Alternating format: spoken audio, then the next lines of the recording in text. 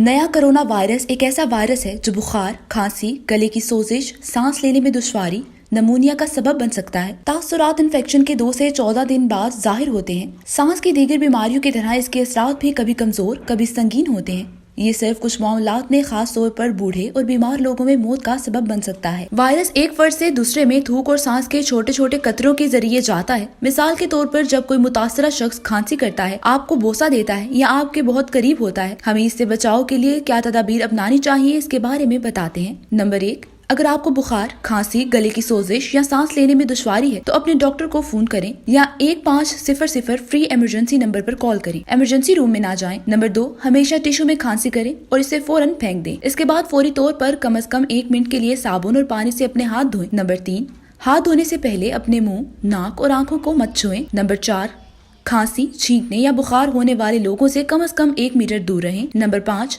नस्ल परस्ती ना करें। बीमारी की वजह से किसी को बुरा ना कहें। बीमारियां किसी की गलती नहीं होती हैं और किसी खास ग्रुप को मुतासिर नहीं करती हैं। ये मालूमात अपने दोस्तों को भी भेजें और ज्यादा से ज्यादा शेयर करें। इमिग्रेशन और तारकीने वतन की खबरों से बाखबर रहने के लिए हमारा YouTube चैनल सब्सक्राइब करें और बेल आइकन को क्लिक करें।